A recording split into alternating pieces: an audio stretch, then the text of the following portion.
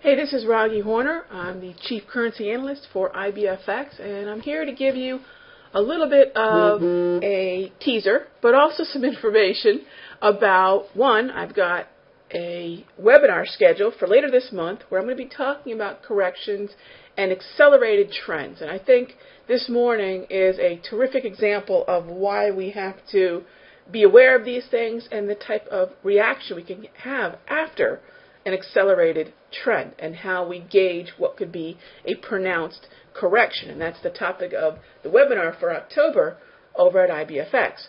Now, on the heels of the surprise rate cut from the RBA last night, well, I should say this morning, 12:30 a.m. Eastern Standard Time, the discounting was for the RBA to hold rates. That was the majority expectation, to hold rates at 3.5%. But ultimately what we did get was a rate cut of a quarter point, pushing the rates down to 3.25. Now, the Reserve Bank of Australia, in terms of central banks, still has the highest central bank rate. The next highest is the one out of the RBNZ, the Reserve Bank of New Zealand, which is 3/4 of a point less.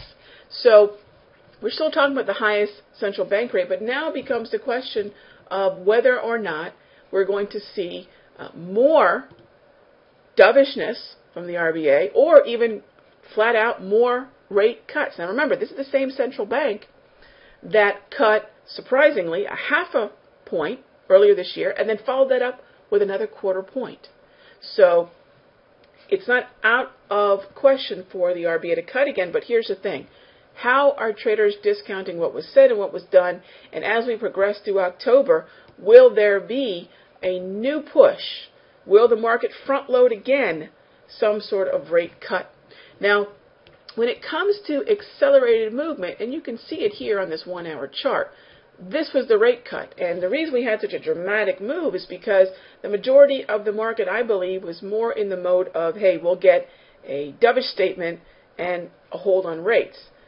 But because the 3.5% was what was, for the most part, discounted, 3.25 was a surprise, and we have this acceleration. And now the market has created kind of like this club pattern, which is, here's the stick of the golf club, and here's the head of the club. It just basically sells off and then begins to congest or consolidate. So what we're having now is the market saying to itself, hey, we had a very dramatic move. We're not really willing to make a correction yet.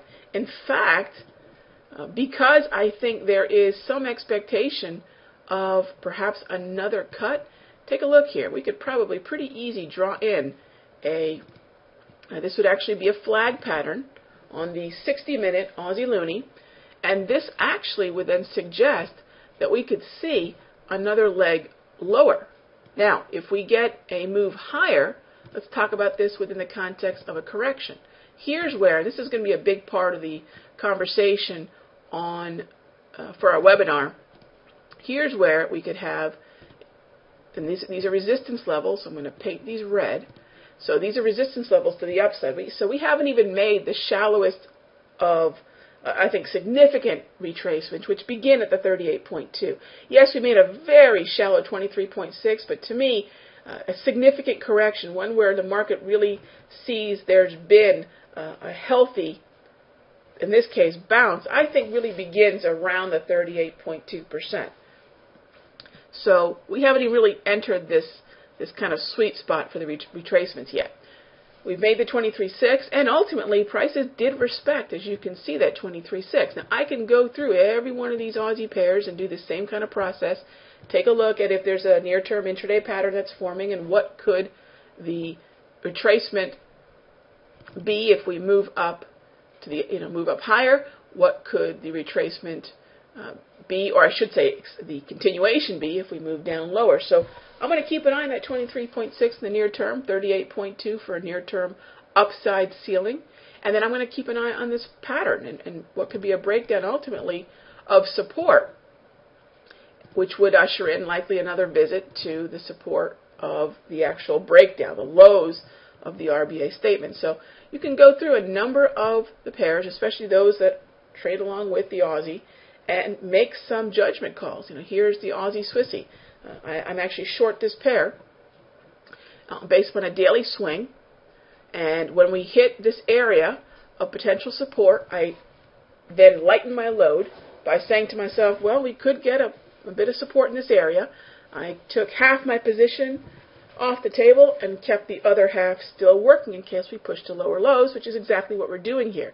I'm not going to ride this lower with my entire position size that I had at the entry. I want to make sure that at some point, if I am risking anything, it's house money. Okay, that's the way a trader then thinks. How can I protect what I've just earned by way of a smart entry and smart trade management, but still benefit from what could be more Swiss franc, in this case, Swiss franc strength over the Aussie. So the Aussie is going to be an interesting one to watch for the remainder of the month. Now, I had another position in the Aussie Kiwi, which I still have a bit of that in play, but this one is actually not accelerating. So we're seeing that the Aussie Loonie, if I'm going to compare these three moves, and the accelerated trend, in this case we're starting to congest, okay, that's in the Aussie Loonie. Then I had an accelerated trend on the Aussie Swissy, which has yet to really retrace in any significant way. In fact, we're pushing to lower lows after breaking 96.50. And then finally I have the last of my positions that were open for the RBA announcement, which is the Aussie Kiwi. The Kiwi's been very strong versus the Aussie, but here we've got a little bit of a bounce, and we're starting to congest a little bit. And what I'm going to be doing and watching very closely, and you can see my notes here, I'll be putting a trailing stop, reassessing the bullish momentum, because this was a trade based upon the 1 hour time frame. So I'm not interested in a significant correction. I'll ride the 1 hour for as long as the trend is intact, or for as long as really near term now that I'm in a trade management perspective, not risk management. I'll ride this for as long as the 2400 is a ceiling overhead, and then I might look for then a pronounced correction, a larger correction of this acceleration, and perhaps look to the 240 or even again maybe the 1 hour to re-engage what is a dominant downtrend. So again, just a little teaser of what we'll be talking about later on this month in my IBFX webinar, and a quick recap of the market after yesterday's surprise rate cut by the RBA. Again, there was a small minority, a small and vocal minority that was expecting the rate cut, but by and large, the majority of traders expected rates to remain on hold. And this is what happens when the majority of traders are surprised. We have a lot of Aussie weakness here this morning, but you got to look at it in comparison to the other side of the pair. It's much weaker against the Swissy. It's doing it's fairly weak against the Loonie, and it's actually kind of holding its own here against the Kiwi.